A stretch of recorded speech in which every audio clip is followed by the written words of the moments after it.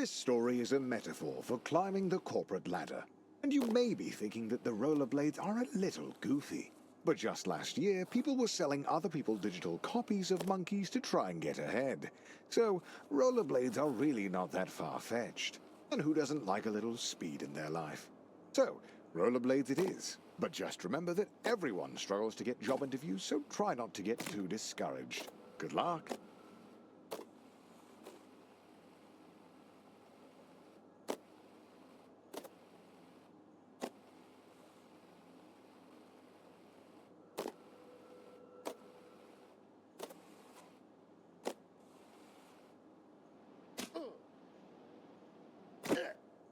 Fun fact, the average American applies for 40 jobs before they get a single interview.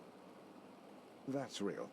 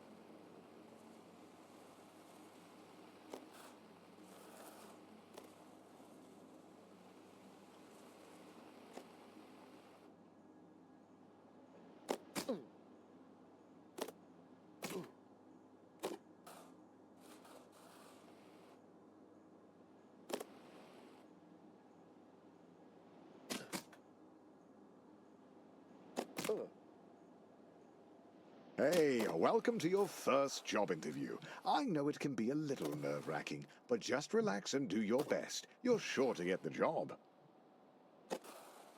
Congratulations, you've completed the interview process. Unfortunately, the company needs you to do a take-home interview. I see a note here that says, sorry for making you jump through all these hoops. Oh, yeah. So the company just needs one more interview. The note here says, last one, we promise. And to ignore the hoops on fire. That's just a technical bug in their hiring system. There it is, the offer letter. You grab the letter and read it out loud. We regret to inform you that the role has been filled. Ah, going back to square one always stings, but you're not alone. This happens to everyone at some point in their lives.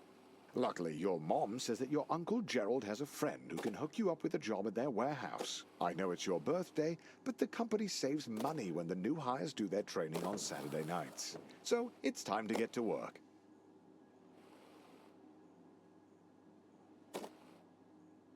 Congratulations on completing your training. Go home, get some rest. Tomorrow is your first real day at work.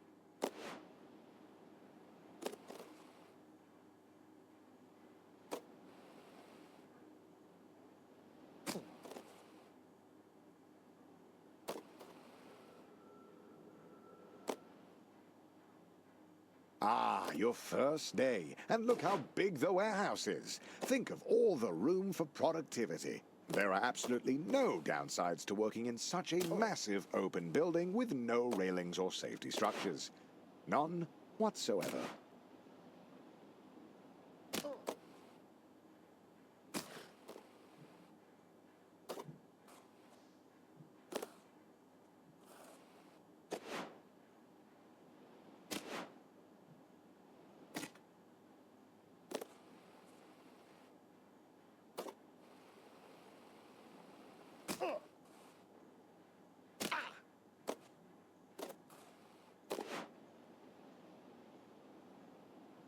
Ah, so rumor has it that corporate spent all of their money on fighting Ted's injury lawsuit.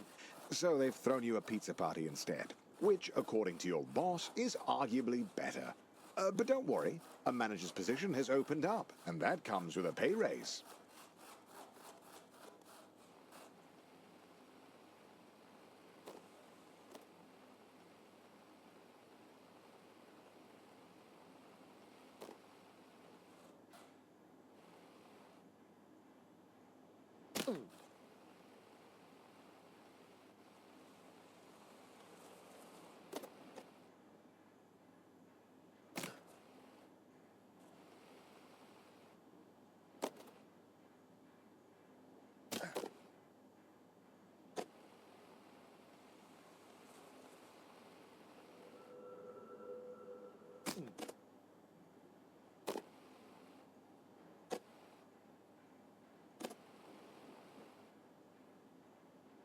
Your mom walks into your room with a letter.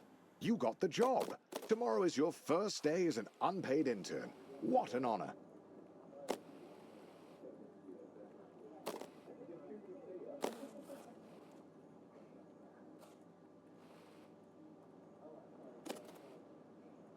This training is absolutely essential. Daryl needs his coffee to be piping hot.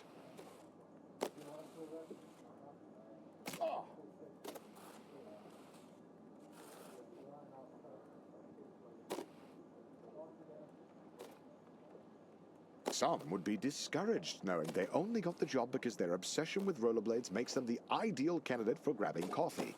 But you're a little discouraged as well.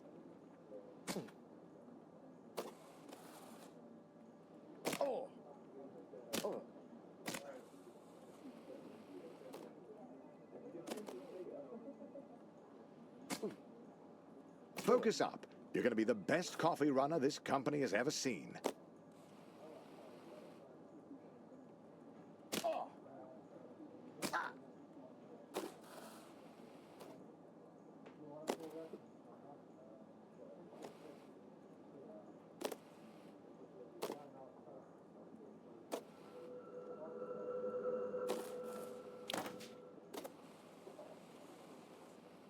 Congratulations, you've finished training. Now the real work begins. Your boss Bill has his office on the first floor and seems like a really nice guy. Great taste in coffee too. Hopefully you can really impress him with your grind set.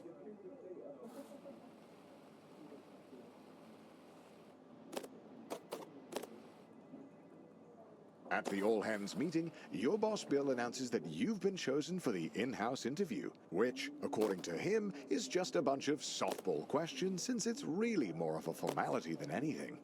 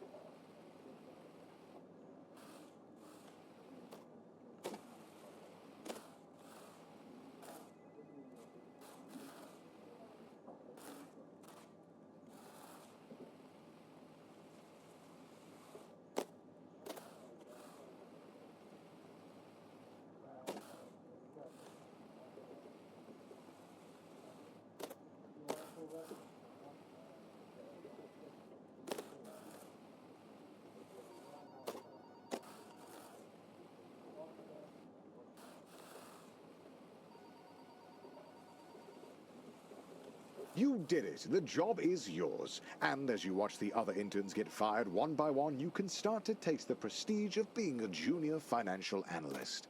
You're ready to kick ass and make money, and you're all out of money. Unfortunately, being a junior financial analyst means you're just another cog in the corporate machine. No one is going to notice you if you don't make yourself stand out. Being a cog means doing a lot of the same thing over and over again. But the company wine mixer is coming up, and if you can make a good impression, it'll go a long way.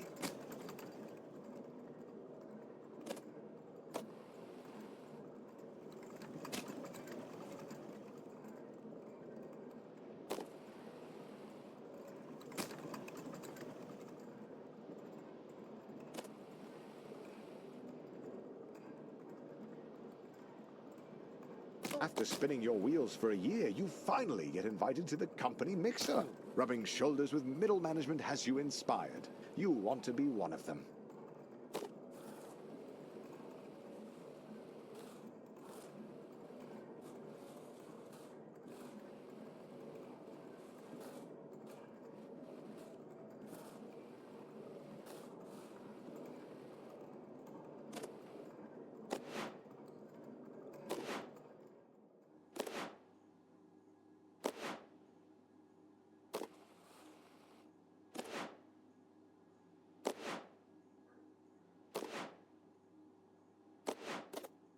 Finally, the company opens up a single middle management position. All you have to do is beat the rest of the applicants and the job is yours.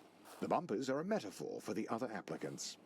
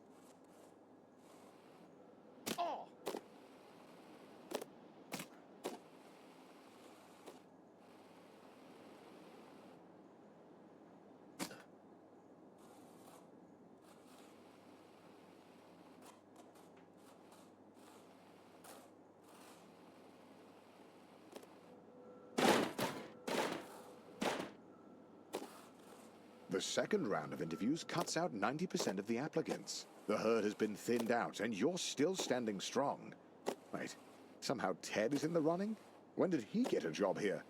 It doesn't matter. Just stay focused and get that job.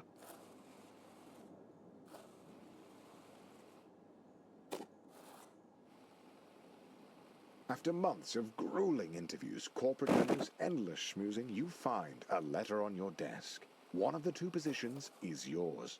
They created another position for Ted. His uncle is a VP. The prestige of middle management. You're assigned a team of juniors, a huge pay raise, and your own office with a view. Not that office. Don't be ridiculous. Oh, and by the way, if your team's earnings drop to the bottom 30%, you'll be fired. Welcome to middle management. No one really knows what you do here, and in fact, no one really knows how to get promoted. Progressing at this stage of your career feels like a confusing maze with no clear path forward.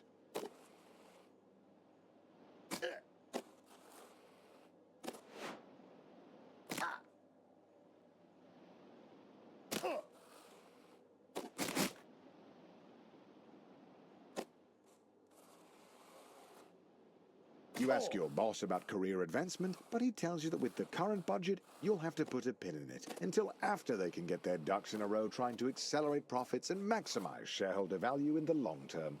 But if you wanted to, you could double-click on the issue to circle back in a month to drill down, but really not to try and boil the ocean to get this figured out, and to let the work work for you.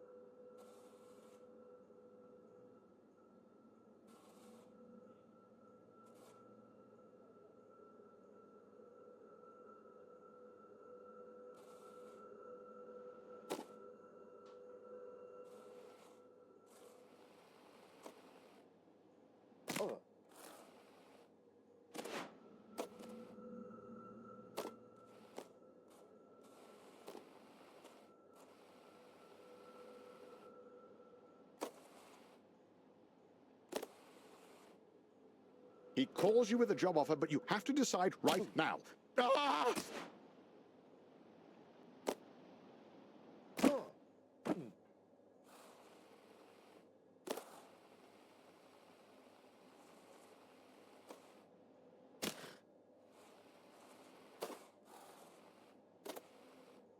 At this stage in your career, there are no safeguards. The only one who can convince the board to make you a department head is you.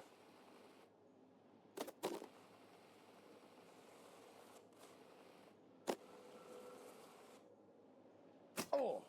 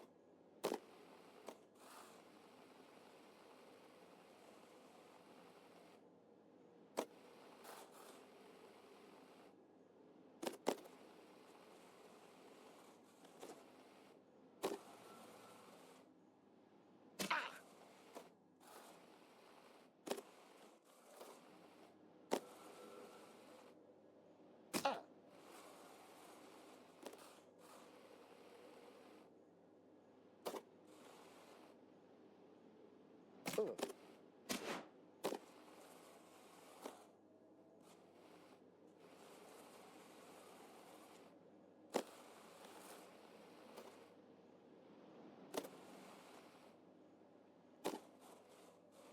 You thought getting this promotion was performance-based, but it's not. Ted writes one viral tweet that all the Gen Z kids like, and now he's a department head.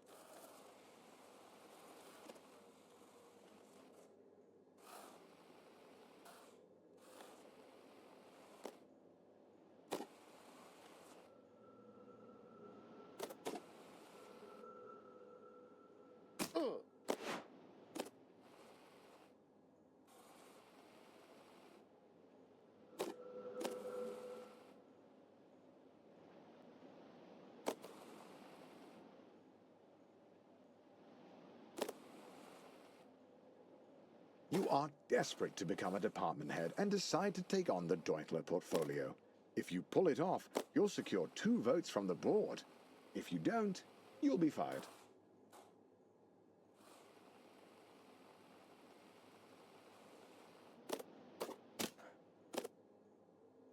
You did it! You pulled off the Doinkler portfolio, you crazy son of a gun. Unfortunately, the vote is tomorrow, and you're one vote short. Looks like it's better luck next time. You're still convinced that being a full-time YouTuber is for absolute degenerates, but he was such a class act that it was enough to sway the vote. You are the new department head. The Grind Set. Welcome back to the Grind Set. Today we have a lot going on, so let's get to a bit of housekeeping. First up, we've been doing this a lot lately. We have a brand new podcast co-host. I'd like you to meet PJ. Hey, what's up, everybody? More importantly, we also have a new course that's available right now. Narrated by yours truly, PJ. And we have a brand new studio. This time, drumroll please, on a yacht. I spent my life savings to help fund You it. see, if you don't have a yacht in your arsenal of financial tools, you are missing out. The secret they don't tell you, other business owners won't respect you if you play by the rules. Yup. They won't respect you if you're too afraid to throw away your employees' money Yup. on luxury items that return no value. Wait. The only way to earn the respect you deserve is if you're willing to think outside the box and, more importantly, outside the reach of authorities Yo, wait, what? on international waters. If you want to learn more, you can pre-order our new 7-part course, Yachts, the Crypto of the Sea. No, seriously, dude. That was literally my life savings. Welcome to Upper Management. You're making more money than you could ever have dreamed of. You drive a fancy car, fancy blades, fancy suit. But if you thought that you would be working less, you'd be wrong. If you aren't constantly pushing ahead, you're likely to fall. The FBI sweep the whole leadership team into prison, just as you thought. They need a new VP. And as the first candidate to apply without a criminal record, you're instantly chosen. They don't even look at your resume.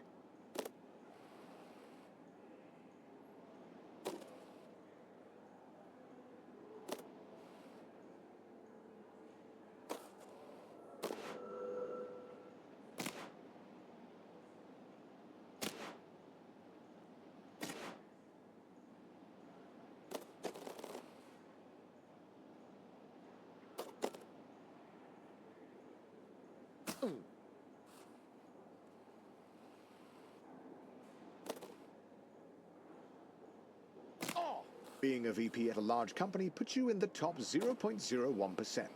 But it's not enough. The goal is and has always been to be CEO. You have no idea how, but all you know is that you need to keep grinding.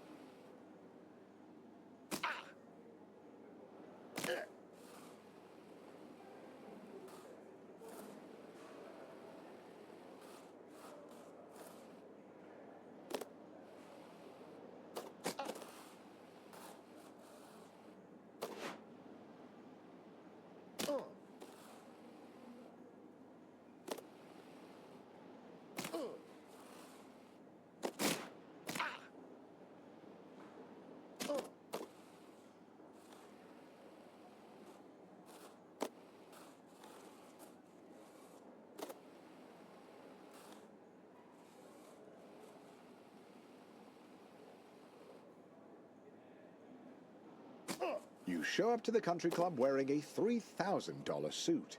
Like an idiot. The other VPs laugh at you for dressing like such a peasant.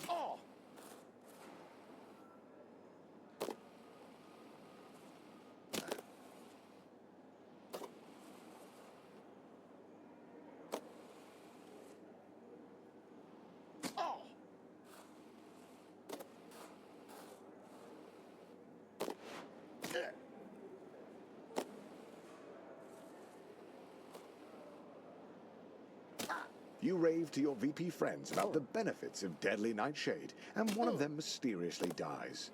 They can't prove it's related, but they also aren't interested in doing business with you anymore.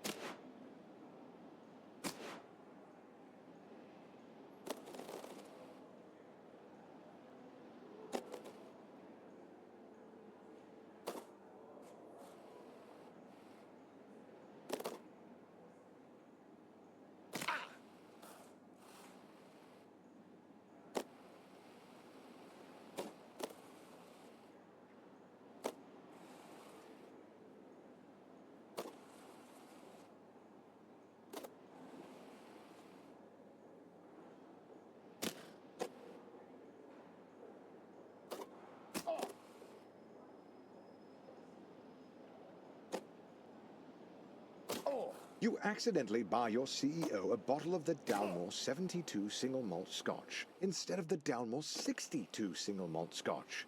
You have to take a sick day to recover from the embarrassment.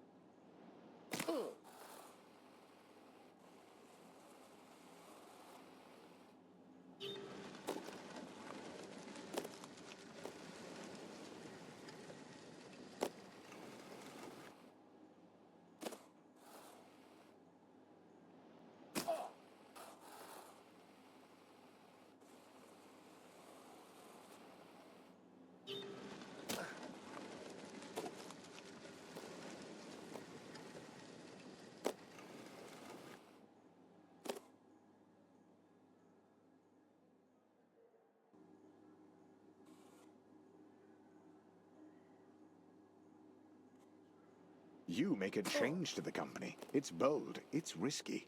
AAA stocks inside AA bonds with chip bond stock bond chips is something no one would ever dream to do. But you did, and the board likes that.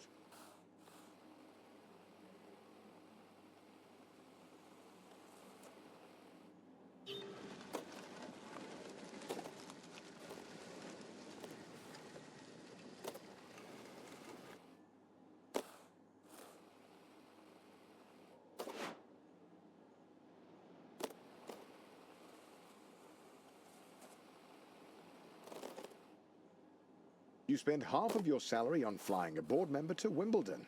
They don't even like tennis, but they like being schmoozed. And you like how that helps your chances at being CEO.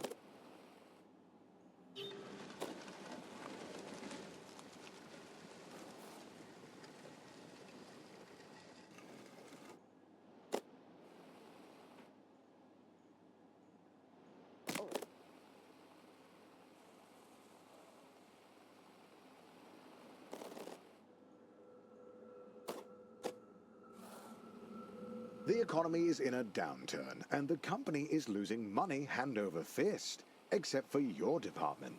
Buying and shutting down companies to create customers for your job hunting app is really working.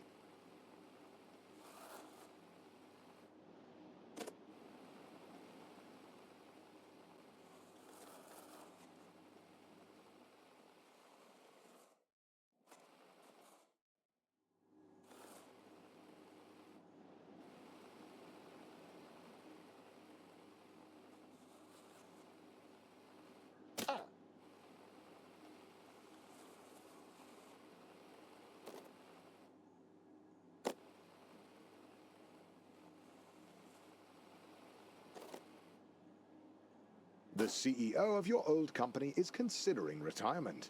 There's only room at the top for one, but now's your chance. You got this.